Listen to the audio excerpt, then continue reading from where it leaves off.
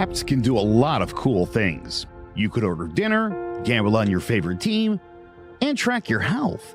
You could even get a mortgage. One click and you can be approved. I'm not sure by who or what country they're in. You deserve more from the mortgage industry. At AnyMac Home Mortgage, we believe in the need for live human interaction during a very complex process. The kind of service and guidance which an app simply can't provide. Our customers are more than credit scores and income documents. They're individuals and families who live in and strengthen our communities. Their story is our story, and that story begins in a home. Chris Sawyer is an expert on providing superior customer service and in meeting the mortgage needs of current and future homebuyers. With over 18 years of experience in the industry, Chris is able to help customers migrate through the home buying and home financing process by using his wealth of knowledge as a well-qualified mortgage professional. And best of all, Chris is located in Cromwell, Connecticut, where he has helped hundreds of clients in Connecticut, Massachusetts, and Rhode Island make their dreams of home ownership a reality.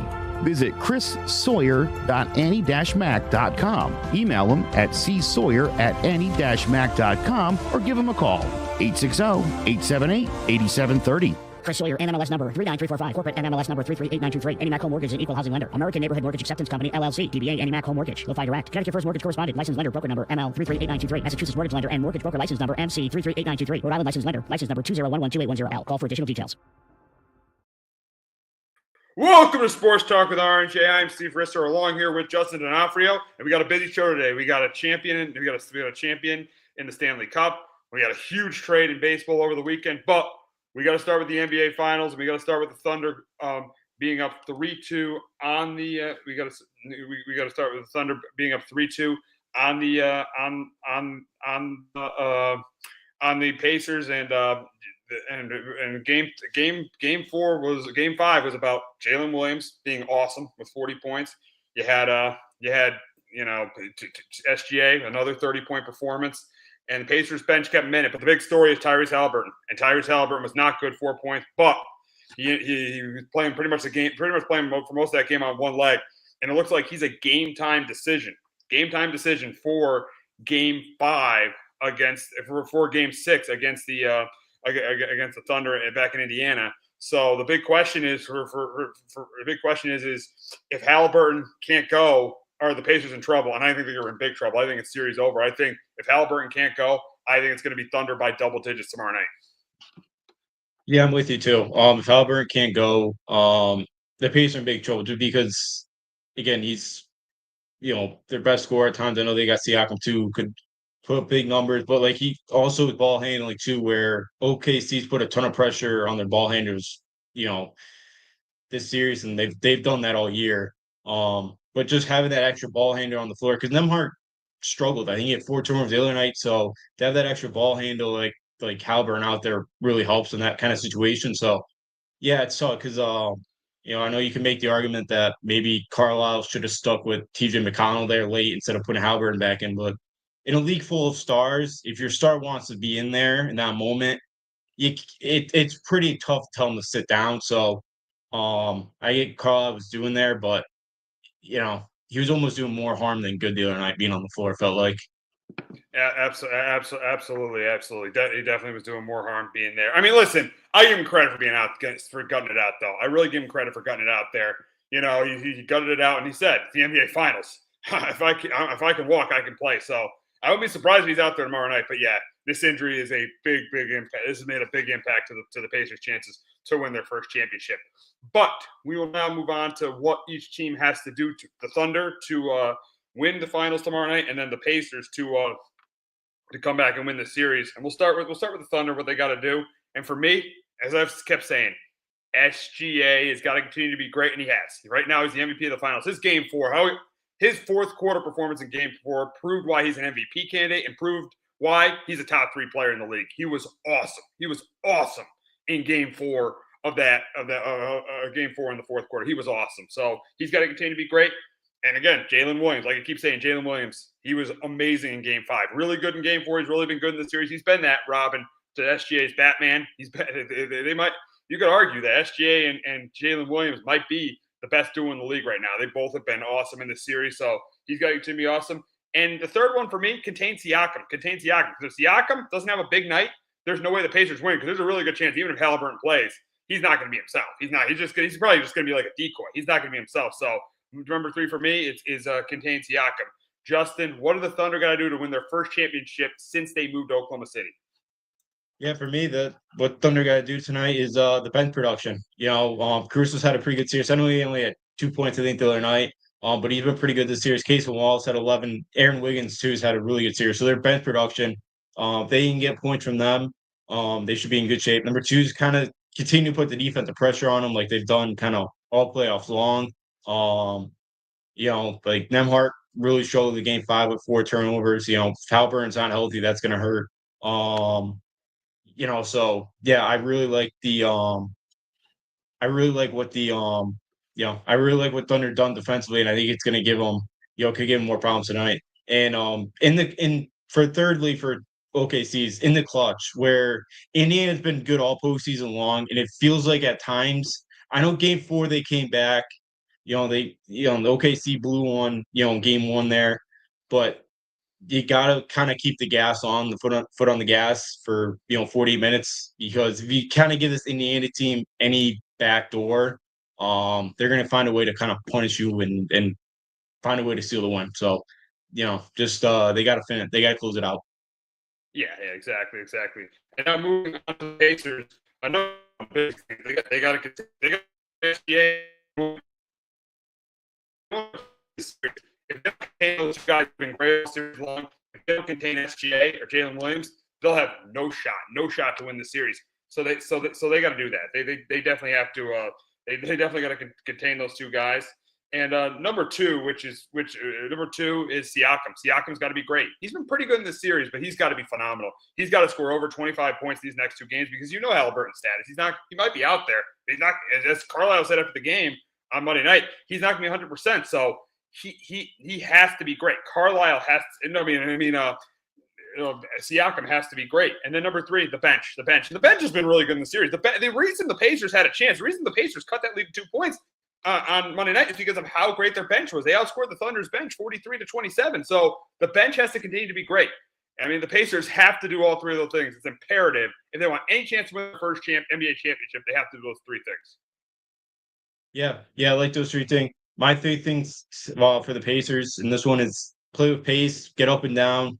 They want to kind of play in a track meet. Number 2 for them is limit turnovers.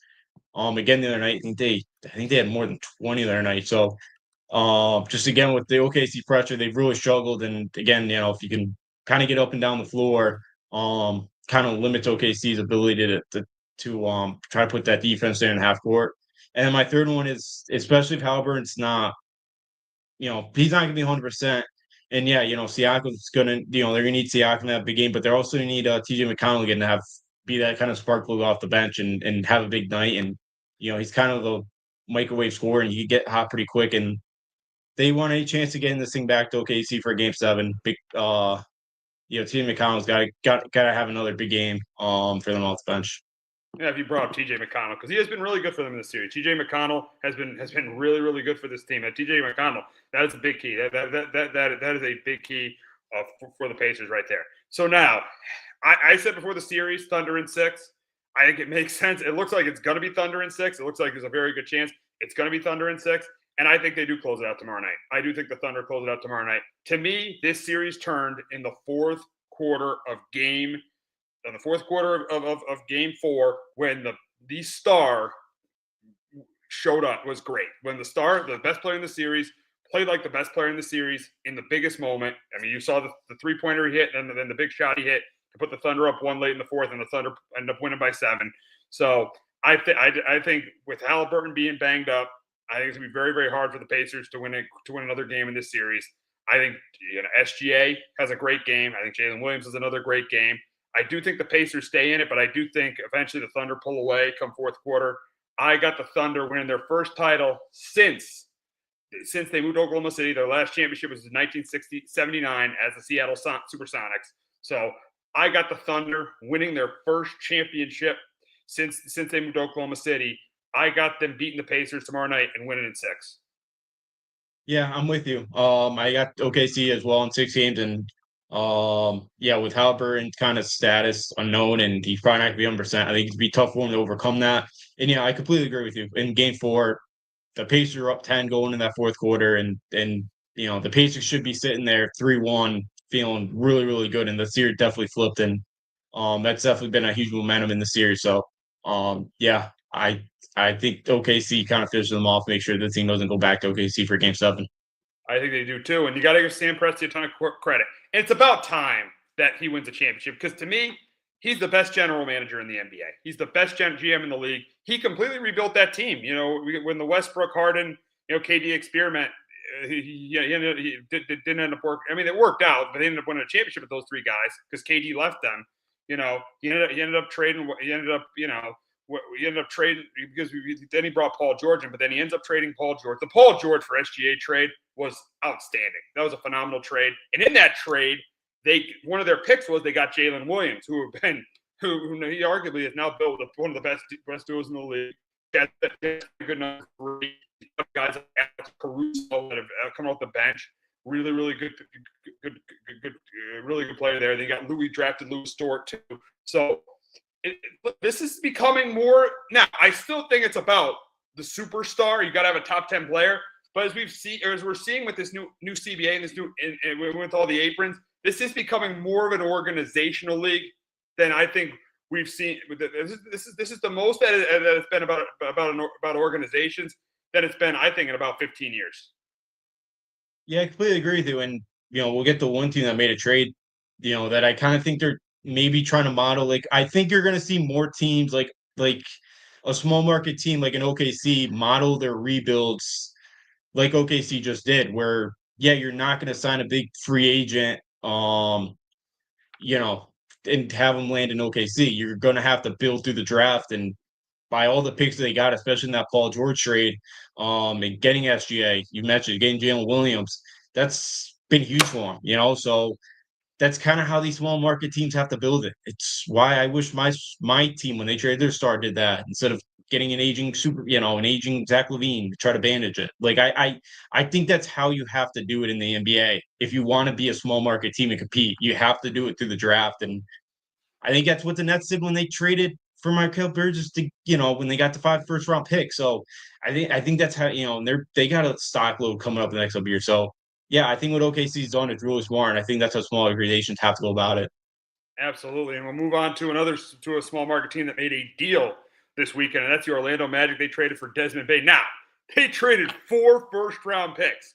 4 first-round picks for Desmond Bane. So a little bit of a crazy return, but they got what they desperately needed. They needed shooting. That's why I like the trade, because Wagner and Powell were good players, but they're not good three-point shooters. Desmond Bane is an excellent three-point shooter. So I really like this trade. And the big question is are the Magic contenders in the Eastern Conference? And I have to say, with the state of the Eastern Conference, looking at the Celtics, not going to be without Tatum. You got the Knicks without a head coach. Indiana, I think, looks like the favorite going into next year. And no matter what happens in the finals, I think they look like the favorite going into next year. And Cleveland, I know they were banged up against Indiana, but you can't trust them in the playoffs. So I'm going to say yes. I think this is desperately what the Magic needed. And I'm going to say yes. I think they are contenders in the Eastern Conference. Yeah, I do too. I think with all the uncertainty right now with with the Knicks at the moment, the Celtics, with the Tatum injury next year, I think it's pretty wide open right now in the East. And look, they were dead last year in shooting. They were 31% as a team, and Desmond Bane's a career 41% 3-point shooter. So this is exactly what Orlando needed. And next year, perfect opportunity to kind of jump on an opportunity to try to be a contender and try to make a run in the Eastern Conference. So I love the move for Orlando. Yeah, you gave up four first round picks, but you're hoping you're in the late 20s anyways, where it's not going to hurt you as much losing those picks. So I really love the move getting Desmond Bane. He's exactly what they needed. Yeah, he definitely. Oh, he absolutely is. Yeah, he's definitely what they needed. Now, they gave up a lot. They did give up a lot. But here's the thing. With the team they had, they weren't getting out of the first round. And this year, they weren't close to getting out of the first round. They lost in 5 to the Celtics. So they needed a guy that they could be a shooter. Now, do I think Paolo, if he wants to be a top 15 to top 10 player or top 10 player in this league, does he need to become a 3-point shooter? Absolutely. But this gives the Magic what they didn't have. Oh yeah, he absolutely does. They did it in depth. How hopefully could kind of expand that range. And Pope's a really good defender. He's not a great shooter as well. And I know they had to give him up in the deal. So yeah, they needed that shooter. They needed that guy to really kind of help them late. Just to be able to kind of knock some shots down. And yeah, bringing in a guy like Bane's going to absolutely do that. So yeah, it was huge. Yeah, they were not. They really struggled to shoot against the Celtics. They struggled last year times against Cleveland in the playoffs. So he's exactly the pace they need to kind of shoot and try to help those other guys kind of around him and put some pressure off. Yeah, it does. It does. And now looking at the Memphis piece of this, are they going through a rebuild? Now, they say they're not trading Morant or Jaren Jackson. They say they're staying put.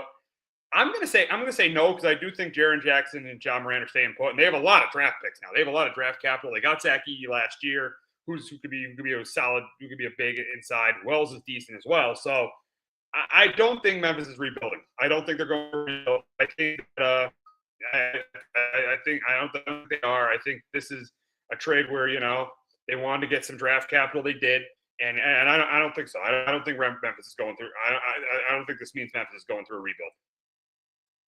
Yeah, I don't think they totally are as well. I know Jaren Jackson has 1 year left on his contract, I believe. They still Morant. And it's kind of like where I do like what they're doing because they kind of know with the core that they have with like Bane isn't going to get them to like that top level. So why not try to build through the draft, try to get like a third star to come in with a Jaren Jackson, a John Morant, and hey, the more picks you have, the more likely chance you're going to find that guy, and maybe they could get up somehow, increase your spot in the Western Conference, just try to kind of be a contender because it's better to do that than continue to have the guys that you have and continue to be in the middle of the pack like the Bulls every year. Like, so why don't take a risk here, trade Bane, but try to find a third guy that maybe could help you go over the top there. So I do like what Memphis is doing and trying that. And again, going back to the OKC thing, I think that's what more small market teams should do because Memphis ain't. I know John Morant's a really good player. There's risks to him of availability on the floor, but there's no big time superstar that's sitting there wanting to go to Memphis. So your best chance is going through the draft. Absolutely, it definitely is going through the draft. And you look at Bane's cap hit, $37 million. You can now do things cheaper. Now you could build around Ja and Jaren Jackson. I know Ja's got to mature. That's obvious. Ja definitely has to mature, but you could build around Ja and you could build around Jaren Jackson, and you could do it much cheaper. Yeah, absolutely. And that's going to help Memphis out. And yeah, you get a couple of guys, hopefully in the lottery and yeah, that are team friendly deals for the first couple of years. Hopefully they can kind of turn into stars and maybe you got something cooking there in Memphis and maybe 3 or 4 years. They're back kind of in the upper echelon of the Western Conference because it's tough and what the core they had right now wasn't going to do it. So yeah, with Bane's cap hit being 37 million, it's not a bad idea there to go more team friendly, try to land a couple guys in the draft to help them out. Absolutely, it definitely is. And now we will move on to Kevin Durant, and the Suns are looking to trade KD, and really the three top destinations for Durant are the Rockets, Heat, and Spurs. And the question really is what is the best one? What is the best one? And I know the Rockets were the number 2 seed in the West, but I think the best one is the Spurs. Is the Spurs, especially if you don't have to trade like Stephon Castle. I think that's definitely the best destination for him because you have Wemby, who's going to be, let's be real, he's going to be probably a top 10 player in the league next year or the year after. You got Wemby, you got your man, De'Aaron Fox. So that would be a really very interesting big three if you got De'Aaron Fox, Wemby, and KD, and then you got Steph Castle too. So that'd be a very, very interesting big three there. I know the Rockets are the number 2 seed. You can make a case for the Rockets, but I'm going to go with the Spurs. I think the Spurs are the best out of those 3 teams. Are the best fit for KD. Yeah, I wanted the Spurs as well because I think what the Spurs have with Castle, and more than likely they're not going to get their second pick. And you would think the Spurs are going to take Dylan Harper out of Rutgers. Both those guys are streaky shooters. You can even put Fox in that category, even though I think he's gotten better each year with his 3-point shooting. But you could also put him there as a shaky shooter. KD would kind of be perfect to fill in there. I know he's a big mid-range guy, but maybe you could trade in some of those for 3-point shooting and I think that'd be a really good team that's going to be sitting right there. And KD at his age doesn't have to be the total superstar. He doesn't have to do it all because you got Wemby there. I think Dylan Harper can come in and be a factor day one. So yeah, I think that's gonna be a really good team. And if they get them, yeah, I'm already predicting Pacers Spurs NBA Finals next year. Oh yeah, I could. That would be your nightmare. De'Aaron Fox against Tyrese Halliburton. That would be a nightmare for you to have those two teams playing. And the Wemby piece is huge with this. The Wemby piece. If you look at the other two teams, say he goes to the Rockets, he's probably still their best. He's still the best player. He goes to the Heat, he's still their best player. Now, if he goes to the Spurs, there's a very good chance, especially in 2 years, he's not their best player, which is okay. Which is okay because what happened?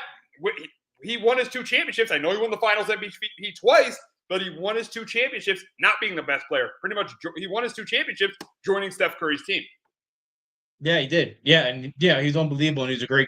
Like, I know you don't want to say like complimentary piece because he's more than that. He's a first ballot Hall of Famer, clearly. Yeah, yeah. First ballot Hall of Famer. I'm saying more than that. But yeah, he was just another kind of superstar to go play along with Curry and Thompson and all those guys, and yeah, he just fit perfectly in there, and I think he fit perfectly with the Spurs team. Yeah, with his age.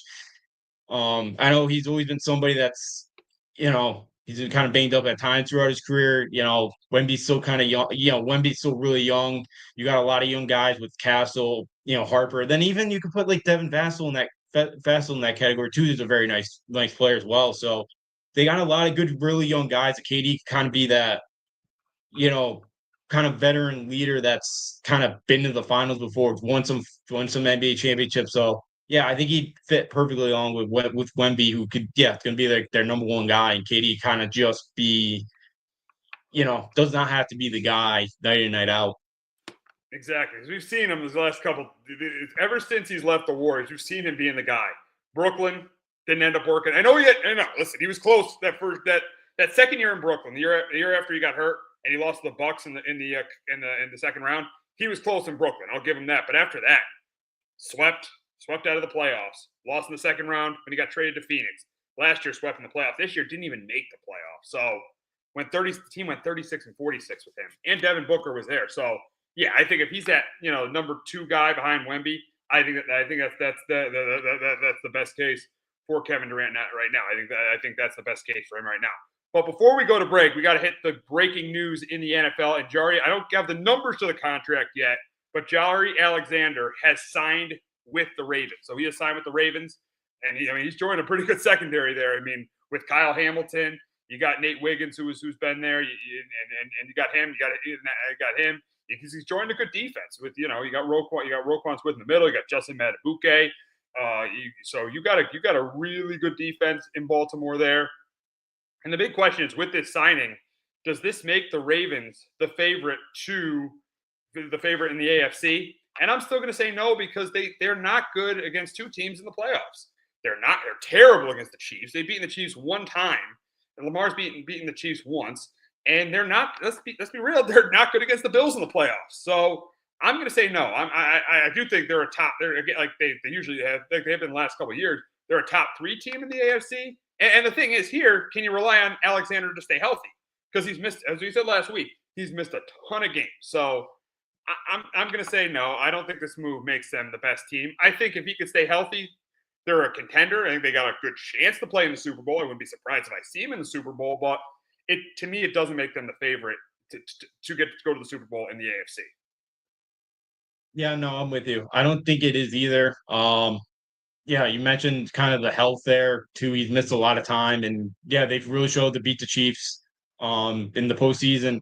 Yeah, they're going to win that division. And yeah, could you rely on Alexander right now to be healthy in January? It's kind of that's it's a little bit of a risk, but he definitely helps out that defense. He's definitely be a nice piece for him when he's on the field. So, but yeah, I still don't think that I would have the Ravens right now being the favorite in the AFC. I haven't seen. I've been trying to look. I don't see the contract out there either yet. So find it. We'll let everybody know. But yeah, I think it's a very nice piece for Baltimore to add the defense.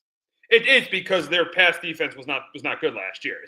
I think part of it was they had trouble getting the pass rush, but part of it was their secondary. Nate Wiggins wasn't great as a rookie. Part of it was the corner position, and they still have Marlon Humphrey. So part of it was their secondary. So I think that I think that this move is good for them because of how their pass defense struggled last year. Yeah, well, their secondary was not good at all last year. They gave up a lot of, part of that was definitely the pass rush. Which is surprising in Baltimore. They've always had a pretty good pass rush. They did not last year. Um, and yeah, for the most part too. Yeah, like they just gave up a ton of huge plays. It felt like last year they gave up a lot of big leads too. Like especially early on in the year, they blew some big leads as well. And with teams are kind of just throwing all over them. So yeah, like Alexander's kind of going to help a little bit in that regard there, and we'll see if they get the pass rush going. And according to Albert Breer, the Ravens, the 1 year, $4 million deal with the $2 million incentive That's a in bargain. playing time. That's a bargain. Yeah. That's a bargain for them to get him for that. And you talk about them blowing leads last year. You saw against the Raiders. Remember that Raider game or like the beginning of the season. Then that Cowboy game where they dominated the Cowboys. That came away. That was the fourth quarter. And then you saw the Browns. Jameis Winston came back and beat him last year. So yeah, I mean they definitely were a team in the first half of the year that definitely the teams threw all over them, especially teams you wouldn't expect to. So yeah, I like this move for the Ravens, and we know going to I think everyone knows going to this year they're clearly the favorite in the North, but we'll see what ends up happening. But we'll see what ends up happening with we'll see how they end up competing with the Chiefs and the Bills this year, and we'll find out week 1 because they play the Bills in Buffalo in week 1. Yeah, we will. Yeah, it should be a fun one, high score one. Yeah, we'll see how Alexander kind of fits there, and yeah, Ravens definitely favorite in the North, and we'll see now if this could be the year Lamar could go over the hump and finally, beat Kansas City or Buffalo in the playoffs. Yeah, we'll definitely see about that. We'll definitely see. But we have a back-to-back Stanley Cup champion. But before we talk about that, we're going to hear from our friends at JPEG Financial and Shamrock Home Inspections. Do you have a 401k and some savings for future retirement, but don't even know if it's enough to live off of? How much is enough? How often are you thinking about it? The team at JPEX Financial Group can help set your mind at ease. We specialize in creating strategies in the planning and managing of your financial, educational, and investment needs. We help clients pursue their investment goals with sound financial strategies. You deserve a personal, tailored plan. Lasting, meaningful, and open relationships are the foundation of our practice. You've worked hard for your money and should feel confident in your investment choices as you make decisions for your financial future. Your goals are our goals. We are dedicated to your needs and hopes for your future. Visit our website and give us a call at 860-430-5397. Securities offered through Raymond James Financial Services, Inc., member FINRA, SIPC. Investment advisory services offered through Raymond James Financial Services Advisors, Inc. JPEX Financial Group, LLC is not a registered broker-dealer and is independent of Raymond James Financial Services. JPEX Financial Group is located at 78 Eastern Boulevard, Glastonbury, Connecticut. There's no bigger investment than home ownership. And to make sure the house is up to your standards, you need a professional to look it over. Brian Flanagan from Shamrock Home Inspections is a licensed home inspector and a member of the Connecticut Association of Home Inspectors. Brian was a contractor for over 15 years, so he knows how homes should be constructed and how mechanicals should work. What makes me a good home inspector was the 20 years that I was a home improvement person, doing all the different repairs that I have done and what other people have done wrong that I had to go out and fix. So I have a pretty quick eye on seeing what's right and what's wrong. Before you move, call Shamrock Home Inspections. Before you make the biggest investment of your life, call Brian Flanagan from Shamrock Home Inspections at 860-268-2566 or visit shamrockhomeinspectionct.com. Alrighty, last night the Panthers won the Stanley Cup for the second year in a row. And how about Sam Reinhart? 4 goals. Panthers win the Cup. They beat the Oilers 5-1, second straight Cup. Paul Maurice, former Whaler head coach, wins his second straight Stanley Cup as well after he lost his first 2 tries and lost in 2002 with the because he stayed on as coach. He lost with the Canes in 2002, and then they lost when the Panthers got to the Cup in 2023. What a run this is! Well, yeah, what a run this has been for the Panthers though. Won the President's Trophy in 22, got to the Cup in 23, upset that great Bruins team in 23 too.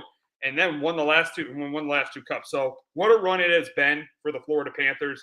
And Justin, I know you've been watching the Stanley Cup pretty closely. Why did the Panthers win the Stanley Cup for the second year in a row? Yeah, Panthers, they did again. They number one was able to kind of impose their style of play, with the physicality early on in the series. They were just even kind of, they weren't even like, they're kind of little cheapy hits, but like even if McDavid kind of after he got rid of the puck, maybe they go over and hit him on the ice. Same thing with like Draisaitl. They just kind of impose their will. Number two is kind of the fast starts in the series. Every game, in the Stanley Cup final, they scored at least 2 goals in the first period. So they got off the wicked starts. Edmonton scored 3 in one of them. I think it was game 3 or 4, but they got out to really good starts, which helped. And then thirdly, the Florida Stars was better. You mentioned Reinhart with the 4 goals there last night. That was the most in a cup game since '57. Barkov, he had 5, 6 assists, didn't score a goal, but again, was shadowing Leon Draisaitl a lot this series and did a really good job on him. Marchand had 6 goals. Sam Bennett, who won the Conn play. Nice, yeah. He had an unbelievable playoff. So the Florida Stars just outplayed the Edmonton Oilers Stars. Yeah, and you talk about the Edmonton Oilers Stars, and we'll talk about the Edmonton Oilers for the second year in a row. They have fallen short. Draisaitl and McDavid have fallen short. Why did the Oilers fall short for the second year in a row? Number one for me was the goaltending. I think it showed that times this series. Some of that was the lack of was some of the defense at times, some of the turnovers.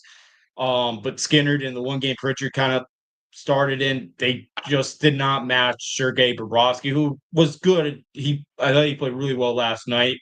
Probably the best game of the series, but they just could not match Bobrovsky, which they needed to in this year to win it. Number two was they just could not contain Brad Marchand. He had 6 goals, including the game winner, double OT in game 2. He scored 2 goals in game 5. He got the first one there to kind of get them all, like in a minute and a half into that game. So he got them off the quick start. And then lastly for Edmonton was their penalty kill kind of hurt them too. They gave up 7 power play goals this series, and that hurt them because their penalty kill hadn't been great all year. And that kind of came back to hurt them. That they gave up a lot of power play goals. Now, talking about McDavid, he only got 1 goal in the series. Now he's lost the cup 2 years in a row. What does this cup loss do for McDavid's legacy? I think for them and for McDavid, this Panther team is really, really good. And yeah, he struggled, and Florida's defense kind of did everything they could to kind of just, make it hard for him to get anything going. Draisaitl too had kind of, especially on the road, he had 1 goal in the series in 3 road games. I think it may be, I think there's people out there that, he can't win the big one, and I get that. But I just think this Florida team is just so good that the rest of the guys around him didn't play great. Ryan Nugent-Hopkins, one of the better guys, was hurt. Zach Hyman, who had a pretty good year, was hurt. I'm not trying to make excuses for him, but I just think, I thought Edmonton got better, but I think Florida got even better, adding Seth Jones and adding Brad Marchand, that it definitely hurts that he couldn't win it again. But I still think he's an unbelievable hockey player, and I think this team's getting over the hump. Draisaitl next year starts his his 8-year extension. McDavid still signed for another couple years, so I think they're going to be back there. I think they need a better goalie. Probably need a little bit better defenseman. But I just think this Florida team's so good. It's hard to totally kill them, especially in hockey where he played 25 minutes. Your Stars only play a third of the game about, maybe a little bit more than that. So it's really you need the whole team. You can't rely. That's what the Rangers problem is. They just rely on the goalie to win 16 games of the cup final. It's tough to do that. So I think they need a little bit better depth around them, which was good for most of the playoffs. But when they played Florida could match them, and Florida was better through the 4 lines and the 3 defensive lines. You brought up about the Panthers team. What is their now? I can't remember I think the last time a team won 3 straight cups. Correct me if I'm wrong. The last time a team won 3 straight cups was the Islanders in the '80s. I think that was the last time a team won 3 straight Stanley Cups. And it's brutal to do in the NHL. It's brutal to repeat in the NHL. I think this is the first repeat champion. I'm trying to think the last time there's been a repeat champion. It's since I think it might be the Red Wings in the late in '97 and '98. I think that was the last time there was a repeat champion in the NHL. No, my bad. Tampa. Penguins. Tampa. Tampa. Oh, yeah, my bad. yeah. My bad. Tampa. That was my bad there. Tampa 2020 and 2021. So it was my bad. Tampa there. They were the repeat champion. But it's hard to repeat. But we haven't had. I know for sure we haven't had a three-peat since the Islanders. The Islanders in the '80s. So the question is what are the chances for this Panthers team to three-peat? What are the chances? They got the 3 straight cups and won a President's Trophy the year before. What is the Panthers' chances to three-peat next year? I think it's pretty good because I think outside of Marchand, I'm not sure what Seth Jones, but I think Bennett's going to be a free agent, but with the way you don't have to pay an income tax in Florida, so they could give him $7.5, $8 million. And if it's some other, and he's probably worth more than that, but if a team gives him 10 and a half with the income tax kind of in there, he's only going to make $7.5, $8 million. So it would make sense for him to go back to Florida. Could Chuck signed, I think Reinhardt signed, Bobrovsky I think signed for another year or two. So Florida can get back there yet again. They're pretty set on the contracts for another couple of years, and their cap space, I think, and they're pretty good right now in their cap space. They're not. I think the cap's going to go over 100 next year, and I think I don't know exactly what they're at, but I know they have some flexibility there. So I think Florida's got a really good chance again next year to do it. Bill Zito, the GM's done an unbelievable job. And their owner too. What is his name? His owner too, the owner of the Panthers went to he went to West Point. So he's got that military background, and you kind of see that they've kind of built it's a bonding culture up there or down there in Florida. So I think they got a chance. I know with it you mentioned it's so tough to do. Nobody's done it since the '80s. It's tough. It's a short off season, but they're healthy, which they can be. There's definitely a chance again with the way they, the style of play is tough with the way they just impose their physicality on you. But with how deep they are, they're in pretty good shape to do it again. Yeah, I wouldn't be surprised. I would not be surprised. Paul Maurice, as we know, he was the last Whalers head coach. He was young, though. He was like 28 when he coached them. He was in his 20s, 29 when he coached the Whalers. So that was years ago, but still 20 or 28 years ago. But still, I mean, I don't think you were born when the Whalers were here. Because '97 was the last. No, yeah. 6 months after they left, I was born. Yeah, so you weren't even born when the Whalers came here. You've been here, so yeah, it's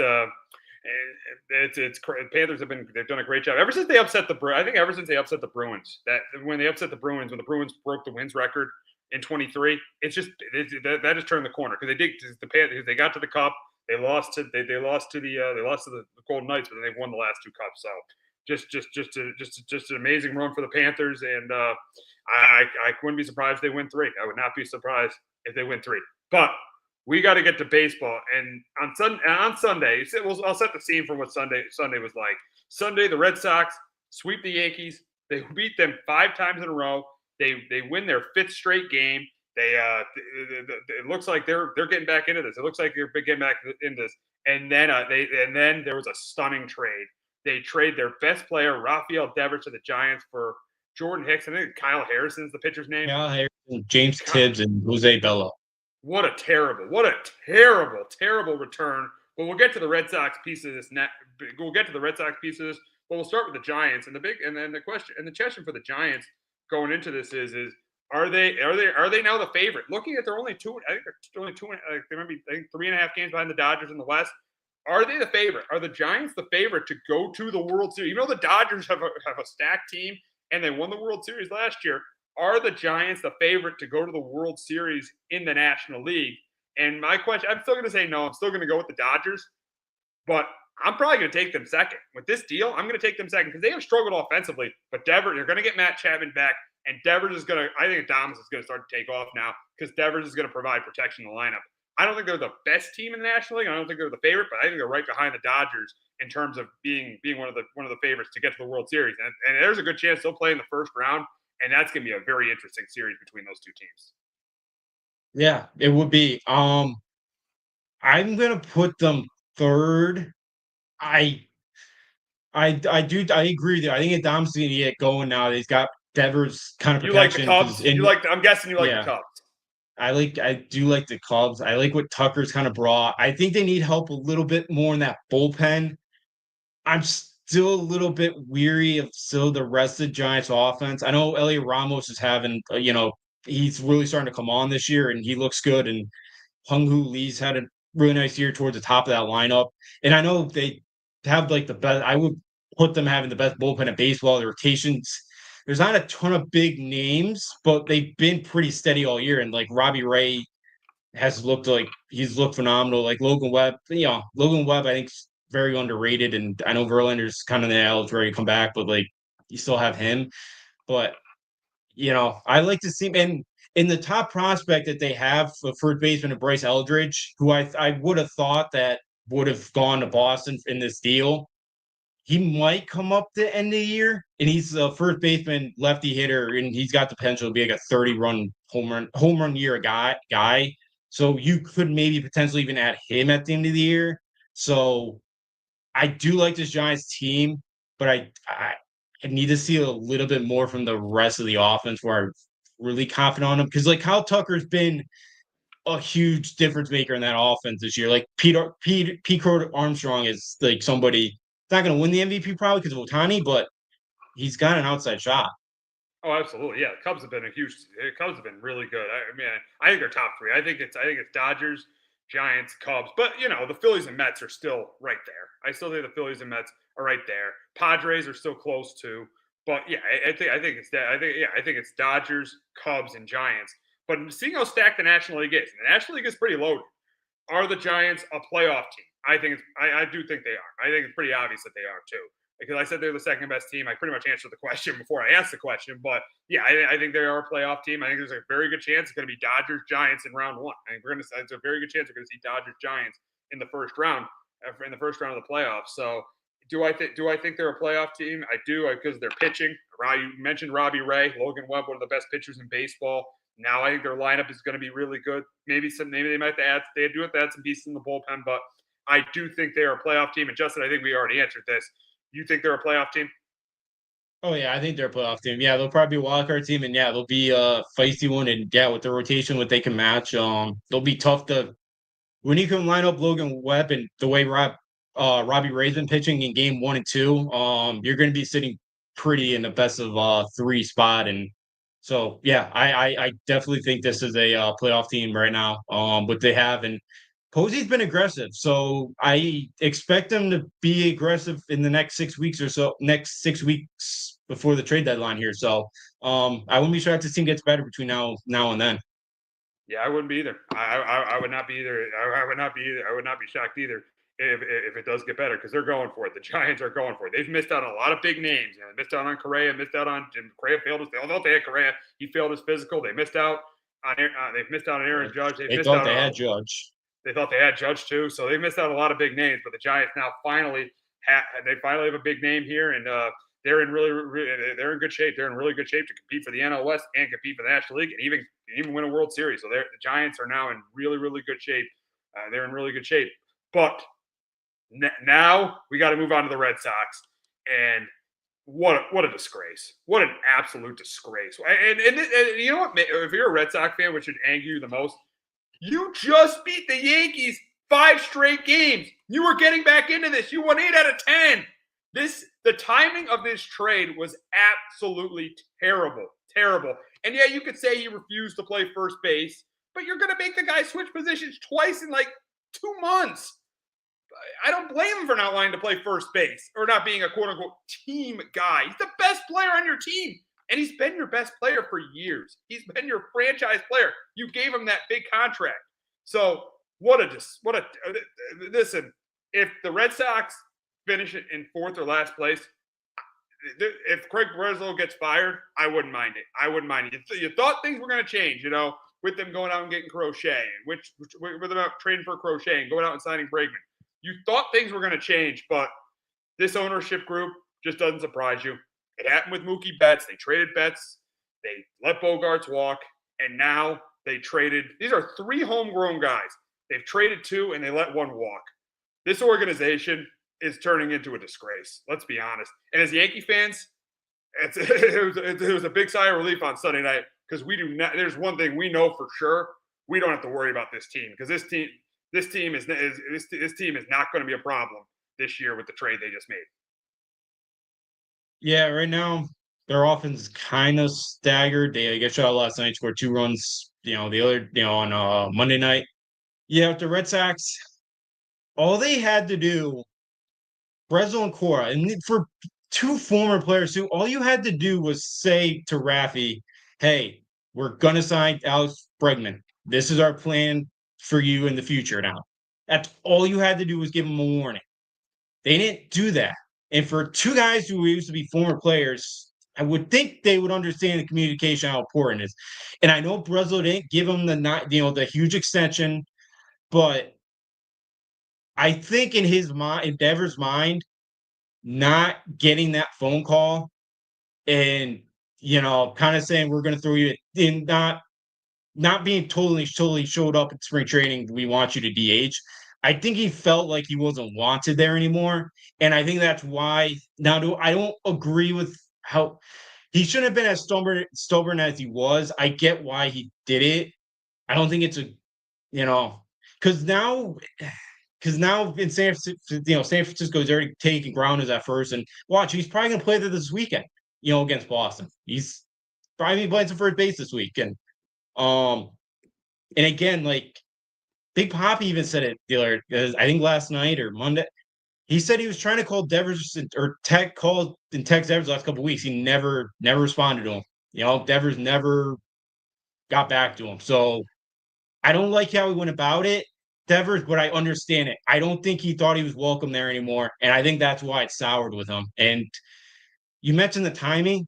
I think why they did it now is because they're out west for 9 games and they were hoping that maybe it would just go away. Maybe they didn't have, I think they just thought they wouldn't have to, they're away now for they're away for a week and a half here. Maybe, by the time they get back home, the pressure's a little bit off. Maybe they have a good trip where you kind of forget about it a little bit, but who knows if that's going to happen. They're facing Castillo today. I know they got Crochet, so, run going to be tough to come by today, but I just, it's not a great look by Boston. Yeah, the ownership group, it's not a great look, especially too, because it sounded like there's another offer on the table where if they ate somebody else, they would have had Boston would have to eat some money there too, and you would have got a better deal back in return. You would have thought so. That's not a great look either because the top prospect they got, the James Tibbs kid, Boston picked 12th last year in the draft. They took Braden Montgomery, who they shipped the Crochet deal. The Giants picked next. They picked James Tibbs. So Boston didn't love him that much last year. They loved Montgomery over Tibbs. So they couldn't love him that much. And he's going to be, he's the big guy in this trade now that you really need to bank on becoming kind of a star. And I don't know that much. I've read a little bit about him. Sounds like he's going to have to be a future first baseman than like an outfielder. So maybe they find their future first baseman in this deal. We'll see. But I think things. Listen, they talked about they did it because the West Coast road trip.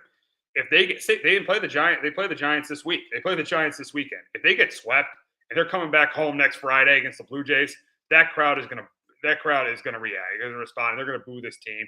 And there's gonna be fired Breslow chance. I feel like if this thing falls apart, Fenway's gonna be half empty in September, and there's gonna be fans are gonna want Breslow fired because this is a terrible trade. This is after you go out and tell your fan base in the offseason, we're going for this. You go out and trade for Crochet, you go out inside Bregman, you tell your fan base, oh, we're going for this, we're going for this, we're going for this, and then you trade your best player That makes absolutely no sense. No sense. And you know ownership is involved. Ownership was with the Betts thing. Ownership was involved in that. Not resigning Bogart's ownership was involved in that. It's going to get to a point where, and they've tried, and then also ownership fired Dombrowski because he went out and spent money, and they didn't want to spend money. This ownership group since 2020, I know they've won 4 World Series, but this ownership group since 2020 has been really, really bad. Yeah, it's tough in a place like Boston where you're not used to. The thing with Mookie was like they offered Mookie I think 300, and he was like they everything from like what I've like read in the past. Like Mookie was not resigning no matter what in Boston. Like he won his title, he was getting out of there. Like there's nothing ownership could do to keep him. The Bogarts one is tough, but like with the deal the Padres gave him, the back half of that deal is going to sink anyways, even if you re-signed him. But like in Boston, and then they're like, "Hey, we got Devers now." Like the loose three kind of figures like you have in Boston. It's not Pittsburgh. It's not Miami. Like you're used to kind of keeping those guys around for 20 years and having them be, Red Sox for life. And that hasn't happened in a while. And you know, I don't. And with all the young guys they have now, you would hope that the core, that the guys that they have, some of those guys are going to be Red Sox the next 2 decades. But yeah, there's got to be some hesitation in the fan base of will they actually be around for the next decade or so because of what the ownership's kind of done. And I could be wrong, but didn't Liverpool? I'm not. I don't follow soccer. I don't know if you do, but like, didn't Liverpool two on Sunday night or Monday like sign somebody like 400 million or two? Like, I'm not sure if they did or not. yeah, Yeah, I thought I did see that, it but seems like with the Liverpool stuff, yeah, their minds are in other places. This Fenway group, their minds are in other places, and it's not with the Red Sox. And I think, and the question is, we really haven't gotten this yet. Are the Red Sox still a playoff team? And absolutely not. I mean, in my opinion, they'll be lucky to finish over 500. They'll be lucky to finish over 500. And I know Alex Cora hasn't done the greatest job this year, but if I'm Alex Cora, if this team doesn't make the playoffs again, and a new job comes and a good job comes open, a good managerial job comes open, and they want you, I'm taking that job and I'm leaving this team.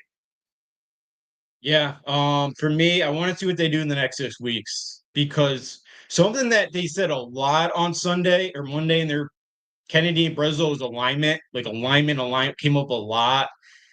And then Breslo's last point too about the Devers thing was he made it sound like he did not want the Marcel Myers, Roman Anthony to be poisoned by Devers kind of attitude.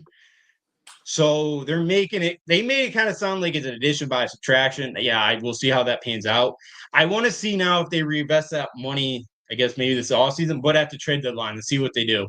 Because I do think that young core they have, maybe if they get going, they could find a way with how mediocre the AL is. So I don't want to totally write them off yet, but it's not great because, you're hoping Bregman comes back in a couple weeks, but can that be enough time there? I'm gonna say they miss out, but I'm still kind of hesitant depending on how they go about trade deadline.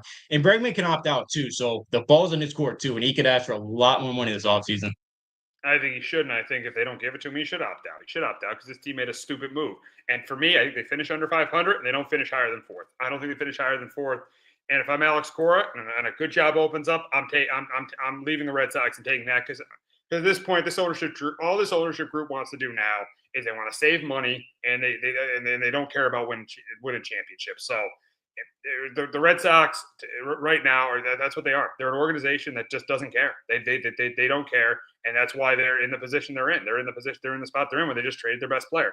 But ironically, this weekend, the Red Sox now play the Giants and Rafi Devers in San Francisco. And my prediction for the series, I know they're not going to get the Sox won't get Logan Webb, but I think there's no way the Giants don't win 2 out of 3. I think the Giants win 2 out of 3 against the Red Sox, or even sweep them and prove to the Red Sox this deal is absolutely terrible. Yeah, I'll take the Giants to win 2 out of 3. I think Devers is going to match this weekend, and it's going to be very. I'm very interested to see the pregame stuff, like around the cage and all that, because it's so raw. It just happened, and a lot's come out the last couple of days about how he went about being a teammate this year. So I'm interested to see how many guys go up to him and talk to him, and even like a guy like Cora that I thought had a pretty good relationship, but maybe as much as I thought heading into this year. So yeah, I think Devers could have a big weekend of store for him. Yeah, it's gonna be a fun weekend. We'll see what he does. We'll see what he does. That should be very interesting to see what happens with Rafi Devers and the Red Sox. But we're gonna wrap up the show talking about the Yankees. And the Yankee offensive struggles have shown up these last 6 games. They scored 5 runs in 6 games. They've lost 5 straight. They've been shut out 3 games in a row. They haven't scored since I think 29 innings. 29 innings. They row, haven't scored since the 9th inning against the Red Sox on Saturday night. This is crazy. This offensive utility is crazy, and it's driven by Aaron Judge. Judge is 2 for 20 during this, and I think it's proven that if Judge is not hitting and gets in a slump, this Yankee lineup, which was doing great before, let's just say, this Yankee lineup was doing really well. They were third in run score before this, but this really shows you that when Judge isn't hitting, this Yankee lineup it struggles. It struggles. This Yankee lineup needs Judge to be hot, or it really, really struggles. Even with Stan coming back on Monday night. Yeah, and that's been the problem with this team the last couple of years. Like, it just doesn't hit, the rest of the team doesn't hit, and that's. And this June and July thing happens every single year where for whatever reason they just stop hitting the baseball, you know? And again, it's all under Boom. Yeah. You're right. Boom. Yeah. So the last 4 years now, so 2022, they started 61-23. They finished the year 38-40. They went 3-6 in the playoffs. 2023, they started 36-25. They finished 46-55. No playoffs, of course. 2024, they started 50-22. They finished the year 44-46. 8-6 in the playoffs. Obviously, got the World Series. This year started 35-20. Now they're now they're in a run of 7 wins and 9 losses the last 16. So mediocre second half. So it's usually under Boom. And the last 3 weekends against the Dodgers and the Red Sox, they forgot how to run the bases. They defensively are, not where they're supposed to be. They play tight, and again, the fundamentals, like the extra inning stuff the last couple games. What do we, can't lay down a bunt? Volpe getting thrown out third. That's a cardinal sin, Boom. I don't mind it. You don't make the first or third out at third, Boom. I don't. It just I don't know if I've said this before in the podcast, but I've always felt this for a while. I don't think the Yankees are ever winning a World Series with Aaron Boone as manager. And I don't think there's enough care in the fundamentals. He lacks the kind of the lay down the law types. And I get you don't see that a lot, but like it's just to a point. The Dodgers mocked you last year, and we're still making the dumb mistakes. Like, yeah, maybe this team gets to the World Series again. I wouldn't be surprised, but whoever comes out of the National League is going to beat them at 5-6 because, again, they're not fundamentally good enough. They were at that 5th inning in Game 5. Little leaguers would have done a better job than they would have done. It's pathetic. Yeah, listen, you got a lot of valid points in Aaron Boone. Lack of discipline, and he got thrown out the other night, but why are we making the first? We have a runner on second. You said it. We have a runner on second and nobody out. Why are we getting thrown out there? Why are we getting thrown out there? It makes no sense. Yeah. So you brought up the lack of attention to detail, the bad base running, the offense struggling, the team struggling. The team. I mean, even last year they made it to the World Series, but as you said, they started the big reason. They beat up the Central. In the playoffs. And the big reason why is they got off to that hot start and they were kind of not a mediocre, but they were still able to get to the World Series because of the hot start they got off to in the first half of the year. But yeah, you're right about I mean, listen, I still feel because he got to a World Series they could win it with Boone. But you've been out on Boone you've been a Boone guy for a while. Where and you got a point. Now I'm more of a Boone guy than you are. I think the team has had success, but a lot of that success is more the guy who's more responsible is probably the guy upstairs and Brian Cashman than is Aaron Boone. Even though I think Aaron Boone has done a good job. He's not been. I'll be with you here. He's definitely not. I mean, he's not even Torrey's league, and I don't think he's as good as Joe Girardi. No, I don't think so either. I take Joe Girardi any day of the week. I've been out on him since that wild card season because the race of 2020, where like he started Debbie Garcia and then went Jay Happ, to like be that just made no sense. I've been out on him since then of just how clueless he is, and he still has no feel of how to manage baseball game. for whatever reason. Yeah, and like some of this is on Cashman too, because one of the things that makes no sense is Austin Wells, a lefty hitter. Your backup catcher is a lefty hitter. So on days where you want to get Wells a day off, or like a day where you want to send him against a lefty, well, your backup catcher's a left-handed hitter too. So like you're not really helping the team out, you know. So the way it's construction, I thought he did a better job a little bit Cashman this year, but yeah, there's still definitely holes. Like I think Bellinger hasn't been bad, but like I think now you're at a point too where you have too many guys. It's like you're like we have 3 MVPs on this team, and that's great to have, but like Goldsmith's probably not to start taking a seat more. Is a former MVP actually gonna buy into that? Probably not. You're gonna have to sit Rice more, and it's like you give him a lot of at bats, and then like even like Dominguez too. Like they're playing Grisham still. It's like you need Dominguez to play every day when he can. You have to find out if he's if the future outfielder or not. Because if not, then try out Spencer Jones and see what he could do. And if not, go sign like Kyle Tucker in free agency. I like you got to find out what Dominguez is this year. So and Grissom, yeah, he got out to a hot start. He does not have a great bat, and he's good outfielder, but like I think Bellinger's as good as him, so you could throw Bellinger in center if you want. So yeah, there's still some holes there from Cashman in building this roster. Yeah, and here's the thing, and you brought it up. If Dominguez just plays half the time, he's just going to be average. Yeah, you hit it around the head. You have to play him. And Goldschmidt, when you were playing, you have to play him. He's hitting over 300. You have to play him.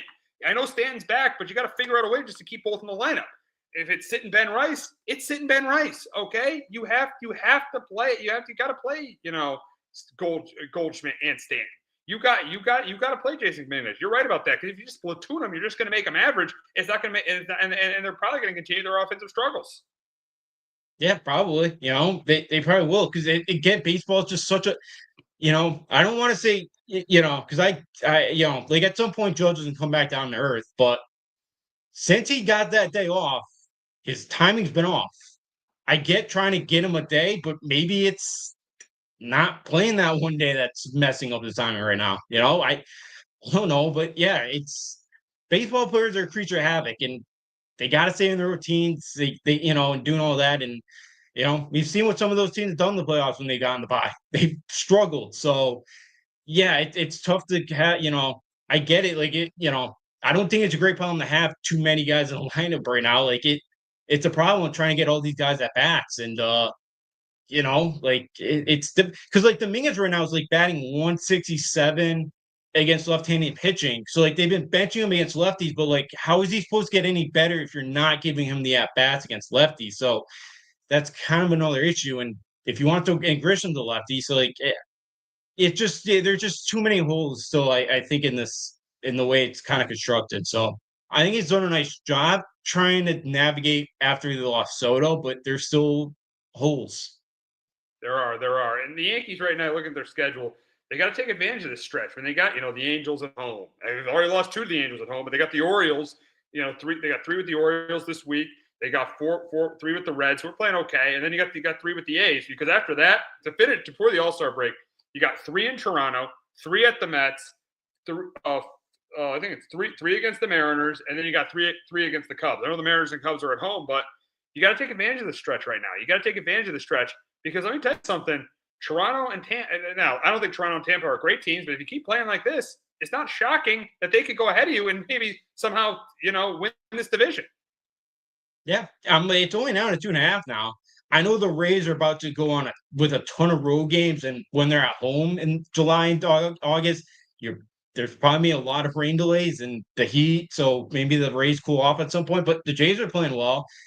They're pretty aggressive. I expect them to be a player to tread the line and get better. They just re-signed Vladdy, so they're not going to sit back and watch. So yeah, it's going to be tough, and the Yankees got to figure a way to get out of the slump that they're in, because it's getting a little dangerous here. Where maybe a couple weeks ago you thought they were going to run away with this thing, and now it's Toronto's right on your heels, and Boston's only 5 out. I know we just talked about them, but listen. I know you can't beat them, but Boston won't. I'll guarantee you one thing: Boston will not be a problem this year with the trade they made. I hope not, but I I'm not going to count with those young stars that maybe they may get hot in the next couple of weeks. So you never know. You never know. Yeah, you never know. So yeah, the Yankees got to get hot, and yeah, let's be nice against the Angels pitching staff. But hey, they made Kyle Hendricks look like himself from 13 years ago when he's 44 strikeouts I think all year he had, and last night he had I think double digits. So that just another abysmal performance from the offense. It was, and they need to start picking it up. But that's going to wrap it up this week on Sports Talk with RNJ. For Justin and Alfredo, I'm Steve Risser. We'll be back next week. We'll be doing our NBA mock draft, the top 15 picks. We'll be talking more Yankees. We're talking more Yankees and Red Sox, and any NFL news that comes our way. Have a great weekend, everyone. Hello, my name is Joe Aguirre. I'm the president of Clovercrest Media Group. And here at CMG, we have a wide variety of podcasts, including sports shows like Keys to the City, The Roll Call, Throwing Jabs, All Four Downs, and Jawing About the G-Men. And great true crime shows like Sticky Meat, Crimes and Consequences, Ivy League Murders, and Burn, the unsolved murder of David Eichmann. You can find all these podcasts and so much more by visiting clovercrestmedia.com.